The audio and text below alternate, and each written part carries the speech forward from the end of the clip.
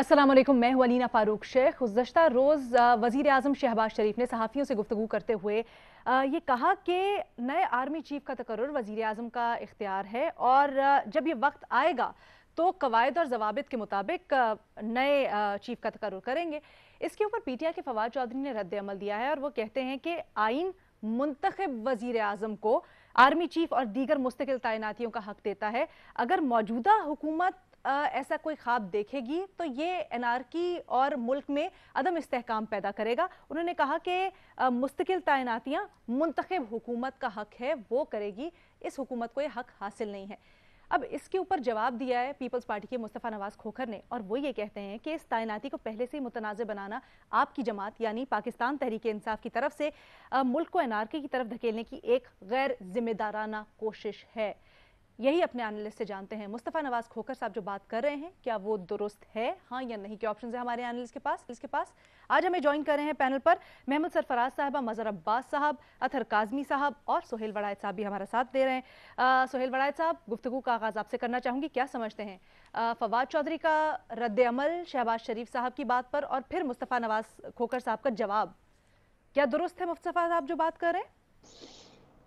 मेरा ख्याल है मुस्तफा नवाज खोखर दुरुस्त बात कर रहे हैं। जो भी प्राइम मिनिस्टर होगा, अगर फर्ज करें उस वक्त तक इलेक्शन ही नहीं हुए होते तो जाहिर है जो प्राइम मिनिस्टर होंगे वही फैसला करेंगे, और अगर इलेक्शन हो जाते हैं तो जाहिर है फिर नया प्राइम मिनिस्टर। तो दोनों सूरत हाल, इस वक्त तो सूरत हाल है कि ऐसे लग रहा है कि इलेक्शन नहीं उस वक्त तक हुए होंगे और इलेक्शन उसके बाद होंगे।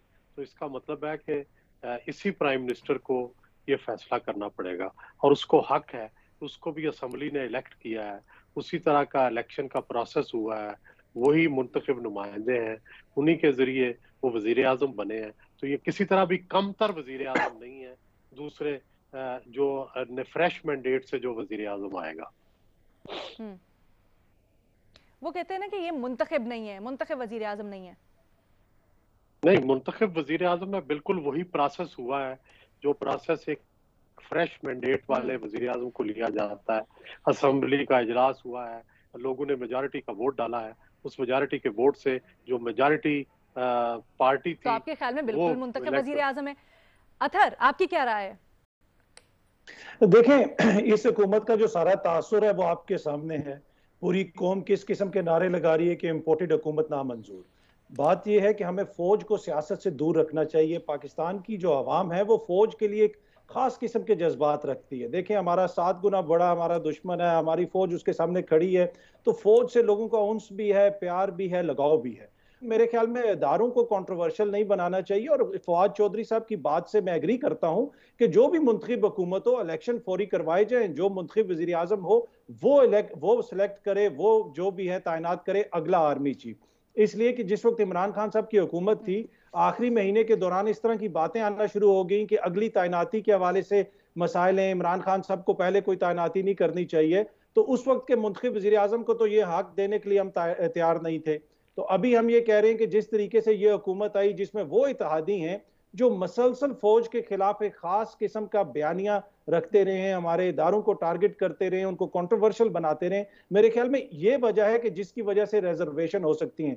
बाकी जो भी मुंतखब वज़ीर आज़म होता है उसका इख्तियार होता है आइन के मुताबिक, और जो भी फौज की लीडरशिप है, तमाम जितने भी फौज के सीनियर अफसरान हैं वो कॉम्पिटेंट हैं, वो इसी फौज के हैं, उनमें से जो भी होगा मेरिट पे कोई भी उसको तैनात कर देगा, सब अहल हैं। लेकिन मसला इस सिविलियन हुकूमत का है, इसके बयानिए का है जो गुज़िश्ता 3 सालों के दौरान इन्होंने अपनाए रखा।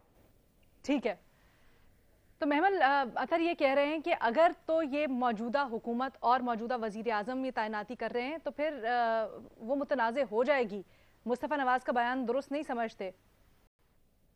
नहीं ना, मुस्तफा नवाज खोखर साहब का बयान बिल्कुल दुरुस्त है, क्योंकि देखिए बात ये नहीं है कि पीटीआई इस वक्त ये नहीं कह रही कि फौज सियासत में मुदाखलत ना करे, बल्कि पीटीआई तो थ्रू आउट ये कह रही है कि इदारे खुल के पीटीआई का साथ दें, यानी कि वो न्यूट्रल ना रहे। न्यूट्रल तो जानवर होता है, ये कहा गया ये जो पूरी एक मसला ये है लीना कि क्योंकि ये सब कुछ इसलिए हुआ कि जिस तरीके से इदारों की सपोर्ट पीटीआई के साथ थ्रू आउट रही है, जो हम वन पेज की बात समझते थे, ये आज उसकी वजह से। आप देखिए इस वक्त भी जो कैंपेन सोशल मीडिया के ऊपर और जो चल रही है जजेस के खिलाफ, ये जिन्होंने फैसला लिया था 5-0 से आइन के ऊपर, स्पीकर की रूलिंग के ऊपर, वो रूलिंग कि जिसको इस हुकूमत के, जो पिछली हुकूमत थी, उनके अटॉर्नी जनरल भी नहीं डिफेंड कर पाए, वो उनके ऊपर एक कैंपेन इसलिए चल रही है क्योंकि ये वाला फैसला उन्हें पसंद नहीं आया। हालांकि ये वही जजेस है इनमें से जिन्होंने नवाज शरीफ की डिस्क्वालिफिकेशन का फैसला दिया, लाइफ टाइम डिस्क्वालिफिकेशन का फैसला दिया, इमरान खान साहब के सादिक और अमीन होने का फैसला दिया, नवाज शरीफ को पार्टी का ओहदा ना मिले जिसकी वजह से नून लीग को बड़ी कैंपेनिंग के अंदर भी मसले मसाइल देखे गए, उसके भी फैसले दिए। वो फैसले दुरुस्त थे, लेकिन क्योंकि एक फैसला इनको पसंद नहीं आया जो कि एक आइन और कानून के मुताबिक फैसला था, ये बाकी देखिए बाकी जमातें क्या कहती हैं जब भी बात सिविलियन सुप्रीमेसी की होती है, वो यही होती है कि सारे इदारे आइन और कानून के मुताबिक उसकी हदूद में रहकर आइन की काम करें। इनकी डिमांड है कि नहीं, अगर आइन और कानून की हदूद में नहीं भी रहना तो भी आप हमारी सपोर्ट करें। इसमें इलीना मैं एक चीज ये जरूर कहूंगी कि आप ये देखिए कि आज भी ये बात की जा रही थी कि जी मीडिया ब्लैकआउट हो रहे हैं, कि इमरान खान साहब की कोई स्पीचेस नहीं दिखाई जा रही है, इस तरह की बात हो रही है, सारे चैनल्स दिखा रहे हैं, लेकिन एक फिर भी बयानिया ये बनाया जा रहा था कि नहीं ये ब्लैकआउट हो रहा है। ये बेसिकली चाहते हैं कि जो 2014 में धरने की ट्रांसमिशन सारा दिन चलती रहती थी, उसी तरह इनकी अब हर चीज की चले। आप 27 मार्च को देखें, 27 मार्च को इमरान खान साहब की एक स्पीच थी, एक पीटीआई का जलसा था और एक पीडीएम का जलसा था। आप निकाल के देख लें टाइमिंग के, मीडिया ने पीडीएम के जलसे को कितनी कवरेज दी थी और उस वक्त इमरान खान साहब को कितनी कवरेज दी थी। तो मैं खुद शाहिद हूं क्योंकि 3 बजे के बुलेटिन से पहले जब हम बैठे हुए थे, खान साहब का खिताब सुन रहे थे, हेडलाइंस लेट शुरू हुई इसलिए क्योंकि खान साहब उसका खिताब कर रहे थे कारकुनान से, तो वो डिले हुई। ये तो मैं खुद आपको बता सकती हूँ स्क्रीन पर बैठ कर। मजहर अब्बास साहब, बुनियादी सवाल से मुतालिक आप क्या राय रखते हैं? पहली चीज तो फवाद चौधरी साहब ये बताएं कि अगर शहबाज शरीफ ने अपॉइंटमेंट कर दी तो वो क्या करेंगे? जब पीटीआई की गवर्नमेंट अगर उसके बाद आई तो क्या वो उस अपॉइंटमेंट को अनडू कर देंगे? वो ये तो बताएं कि 12 अक्टूबर 1999 को नवाज शरीफ साहब के पास 2/3 मेजॉरिटी थी, उन्होंने जिस आर्मी चीफ का अपॉइंटमेंट किया उसके खिलाफ जो बगावत हुई उसको फवाद चौधरी साहब क्या कहते हैं? क्योंकि वो तो परवेज मुशर्रफ के हामियों में से रहे हैं, तो क्या वो एक मुंतखब वजीर आज़म का फैसला नहीं था? गलत ही हो सकता है, आप इख्तलाफ कर सकते हैं, लेकिन क्या वो एक मुंतखब वजीर आज़म का फैसला नहीं था? क्या वो आज ये समझते हैं कि 12 अक्टूबर 1999 को नवाज शरीफ साहब का फैसला सही था और परवेज़ मुशर्रफ साहब का coup गलत था? क्या 88 में के बाद जो 11 साल पीपल्स पार्टी का एंटी एस्टैब्लिशमेंट नैरेटिव रहा था ना, उसके बाद क्या बेनज़ीर भुट्टो ने जो आर्मी चीफ के अपॉइंटमेंट किए थे वो गलत थे क्या? उसके बाद या नवाज शरीफ उसके बाद आए उन्होंने किए वो गलत थे? इस वक्त जो सिचुएशन है, आप इस गवर्नमेंट को माने या ना माने, ये आपका राइट है, आप उससे डिसेंट करें, लोग उसके आपके हामी उसके खिलाफ रिवोल्ट करें, सब कुछ करें, लेकिन आज ये जो प्राइम मिनिस्टर बने हैं वो एक इस प्रोसेस से बने, उस प्रोसेस पे आप दो राय रख सकते हैं, लेकिन क्या इसी पार्लियामेंट ने इमरान खान साहब को मुंतखब नहीं किया था? क्या इसी पार्लियामेंट ने, अब उनके खिलाफ वोट ऑफ नो कॉन्फिडेंस आ गई, आई तो वोट ऑफ नो कॉन्फिडेंस है ना, कोई आर्बिट्री अंदाज में तो चीज नहीं हुई है ना, आई वोट ऑफ नो कॉन्फिडेंस के थ्रू है ना, वोट ऑफ नो कॉन्फिडेंस के थ्रू वो आए और फिर शहबाज शरीफ साहब आ गए। तो अगर आज इस वक्त तक इलेक्शन नहीं हो जाते हैं, इमरान खान आ जाते हैं, तो इमरान खान अपॉइंट करेंगे, वो मुंतखब वजीर आज़म होंगे। इस वक्त शहबाज शरीफ प्राइम मिनिस्टर हैं, तो अगर टाइम उस वक्त तक आया और शहबाज शरीफ प्राइम मिनिस्टर हुए तो शहबाज शरीफ करेंगे। फवाद साहब ये बता दें कि पीटीआई अगर शहबाज शरीफ जो अपॉइंट करेंगे, क्या पीटीआई उसे कबूल करेगी या नहीं करेगी? ओके, ठीक है जी। मज़हर साहब का भी आंसर हाँ में। मेरे पैनल पे मौजूद 3 एनालिस्ट अक्सरियत हाँ का ऑप्शन ले रहे हैं, मुस्तफ़ा नवाज के बयान को दुरुस्त कह रहे हैं, लेकिन अतर काज़मी इससे अग्री नहीं करते, वो कि मुस्तफ़ा नवाज जो बयान दे रहे हैं वो दुरुस्त नहीं है। आप क्या राय रखते हैं? हमें आगाह कीजिएगा। सोशल मीडिया के ऊपर एक छोटी सी ब्रेक लेनी है, अगले इशू के साथ वापस आते हैं।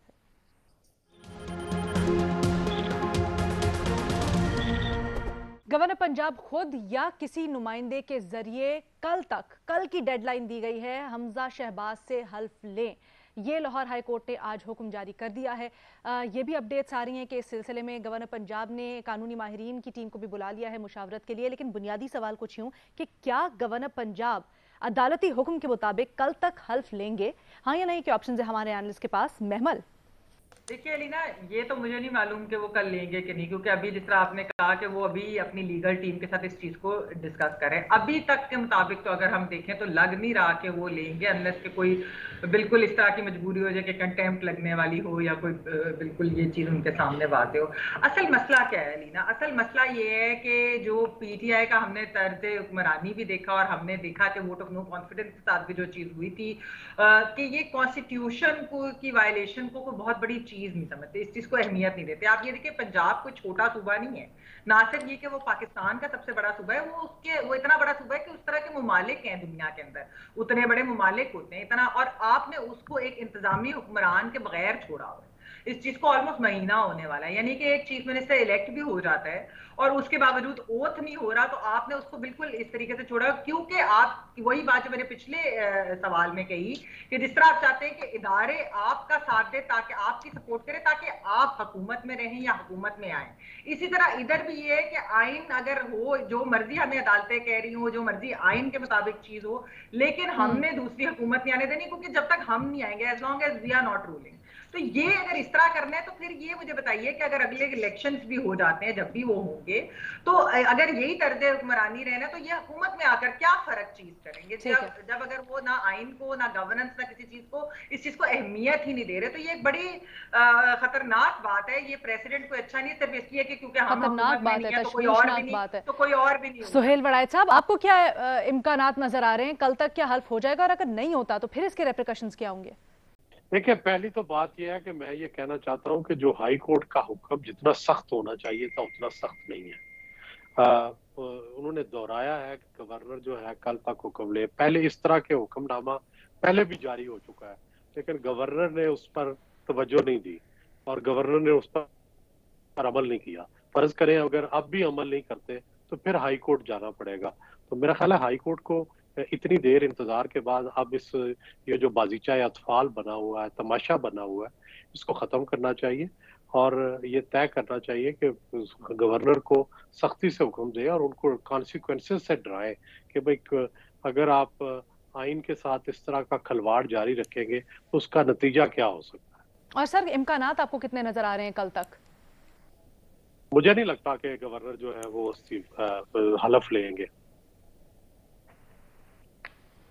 नहीं लगता आपको कि लेंगे? अथर, जिस तरह सुहेल साहब बात कर रहे थे, आपकी क्या राय है इसमें? क्या गवर्नर कल तक लेंगे हल्फ, या अगर नहीं लेते तो फिर इसके रेप्रिकॉशंस बड़े संगीन भी हो सकते हैं?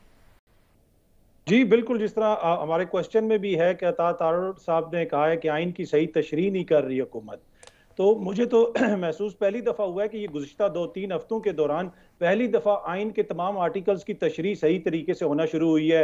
आर्टिकल 69 की भी सही तरीके से होगी, 63A की भी हो गई, 5 की भी हो गई।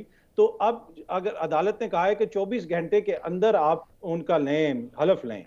मसला ये है कि पिछली हुकूमत हमसे झूठ बोलती रही कि हम ऊपर से एहतसाब शुरू करेंगे। वो ख्वाब तो पाकिस्तानियों का पूरा नहीं हुआ, लेकिन इस हुकूमत के आते ही ऊपर से इंसाफ का जो है ना मिलना शुरू हो गया है। आज हमजा साहब के हवाले से भी आ गया फैसला कि जी 24 घंटे के अंदर आप उनसे हलफ लें।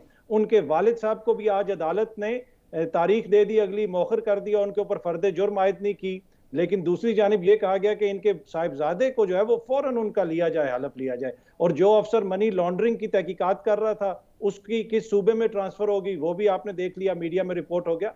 तो मसला ये कि इस वक्त तो ऊपर के जितने लोग हैं उन सबको फौरी इंसाफ मिल रहा है और मुझे खुशी है और मैं उम्मीद करता हूं कि गवर्नर चीमा जो है इस इंसाफ की राह में वो रुकावट नहीं डालेंगे, हायल नहीं होंगे और फौरन जो है साहिबजादे जो हैं नवाज शरीफ, सॉरी सर, लेकिन अभी आपने मनी लॉन्ड्रिंग वाली आज की समात का रेफरेंस दिया, तो सर वहां पर भी जज साहब ने सख्ती से कहा है वकील को कि क्या सीन है, शहबाज शरीफ साहब ने आना या नहीं आना, अगर नहीं अगली उस पर दलाइल देते या नहीं पेश होते तो फिर फर्द जुर्म आयद कर देंगे।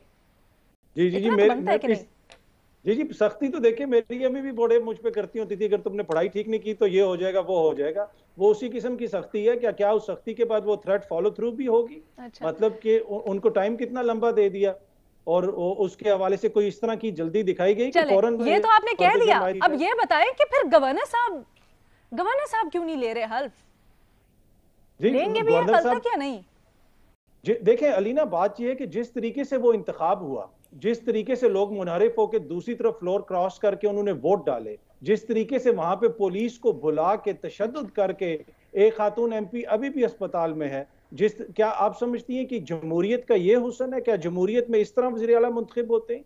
क्या हमें नजर नहीं आया जिस तरीके से उस्मान बुज़दार के इस्तीफे के हवाले से आईनी मसला चल रहा है, उन्होंने अपना इस्तीफा किया था वज़ीर आज़म के नाम, तो बहुत सारे इसके अंदर मसाइल हैं, ये इतना सादा मसला नहीं है। लेकिन अगर मोअज़्ज़ज़ अदालत इतना मसाइल है कि जस्टिफाइड है कि गवर्नर साहब हल्फ ना लें। देखें, गवर्नर साहब ने ये फैसला खुद करना है। मैं तो कहता हूं कि जो भी मोअज़्ज़ज़ अदालत का फैसला उसके ऊपर मनोवान आपको मानना चाहिए, अदालतों के फैसले मानने चाहिए। अगर अदालतों के फैसले नहीं बड़ी चालाकी से मज़हर साहब अतर ने बात कर भी दी, लेकिन नहीं भी की, लेकिन कुछ कह भी नहीं रहे हैं, लेकिन सारी बात समझ भी आ गई है। मज़हर साहब क्या कहेंगे आप? लेकिन पहले तो अतर की इंफॉर्मेशन के लिए इस तरह के वाक़यात पाकिस्तान की सियासी तारीख में होते रहे हैं। सिंध के अंदर दोनों बड़ी जमातें जो हैं वो हिस्सा नहीं थी हुकूमत का, लेकिन मुज़फ़्फ़र हुसैन शाह चीफ मिनिस्टर बन गए थे। यानी 2/3 मेजॉरिटी एक तरफ थी और मुज़फ़्फ़र शाह चीफ मिनिस्टर बन गए थे। और वो बने इस तरह थे कि लोगों को ट्रक में बैठा के, गाड़ियों में बैठा के इस तरह MPs को उठा के लाया जा रहा था। पाकिस्तान की सियासी तारीख इस तरह के वाक़यात से भरी पड़ी है। अब अगर सदर साहब जो है वो चाहे जो है दुखी दिल से ही हल्फ लेना शुरू कर दिया उन्होंने, तो गवर्नर भी ले लें, अपने डिसेंट के साथ ले लें, हल्फ ले लें, काली पट्टी बांध लें। जिस तरह काली पट्टी बांध के PMLN के लोगों ने परवेज़ मुशर्रफ से हल्फ लिया था, उसी तरह उमर चीमा हमारे दोस्त हैं, वो भी काली पट्टी बांध लें और काली हमजा शहबाज से ले लें। तो बाकी तो ये जंगे वो ठीक है, अथर सही कह रहे हैं कि ऊपर से इंसाफ देखें, सिर्फ हो ही नहीं रहा, होता हुआ नज़र भी आ रहा है। तो अगर ये इंसाफ नीचे भी होता हुआ नज़र आ जाए और अच्छा है, अच्छी बात है। लेकिन हल्फ आप कब तक रोकेंगे? या तो ये कि आप असेंबली डिसॉल्व कर दें, या ये कि आप री-इलेक्शन का कर दें। लेकिन अगर एक चीज को डिक्लेयर किया जा रहा है, अदालत की डेडलाइन के बाद आपको नजर आता है कि कल हल्फ बर्दारी हो जाएगी? ऐन मुमकिन है कि सुबह सुप्रीम कोर्ट से जाके स्टे ले लें। आप क्या कह सकते हैं? यू नेवर नो कि PTI के लोग नो का ऑप्शन लिख देती हूँ मैं। नहीं, ऑप्शन आप नो का ऑप्शन लिख देते हैं जी मज़हर साहब का। फिर कल हल्फ का पता नहीं ना, आप भी फिर प्रेडिक्ट नहीं कर रहे। मुझे लग नहीं रहा। ठीक है, मज़हर अब्बास साहब और महमद सरफराज साहिबा कोई ऑप्शन नहीं ले रहे हैं, तो नो ऑप्शन उनके लिए। देखते हैं किस तरह से टर्न आउट करता है। सोहेल वड़ायत साहब कह रहे हैं कि ज़्यादा इम्कान लग नहीं रहा है लेने का, इसलिए नो का ऑप्शन उन्होंने लिया है। अतर काज़मी साहब भी नहीं का ऑप्शन लेते हैं, लेकिन वजूहात मुख्तलिफ हैं। वो कहते हैं कि जी क्योंकि सारा का सारा जो प्रोसेस था वो बड़ा डूबियस है, इसलिए शायद कहीं ना कहीं लेना भी नहीं चाहिए। छोटी सी ब्रेक। बिलावल भुट्टो जरदानी ने बतौर वजीर खारजा हल्फ उठा लिया है। अपने एनालिस्ट से हम ये जानना चाहते हैं कि बतौर वजीर खारजा बिलावल भुट्टो क्या अच्छी कारकर्दगी दिखा पाएंगे? हाँ या नहीं के ऑप्शन है उनके पास। मज़हर अब्बास साहब। मुश्किल है क्योंकि चैलेंजेस बहुत ज्यादा हैं और टाइम बहुत कम है। ठीक है अथर। देखिए, मेरी तो दुआ है और ख्वाहिश है कि वो अच्छी कारकर्दगी दिखा पाएं, लेकिन जितना कम टाइम है और टाइम के साथ साथ जितनी उनकी क्वालिफिकेशन है। बिलावल की क्या क्वालिफिकेशन है कि एकदम से उनको वजीर खारजा बना दिया गया?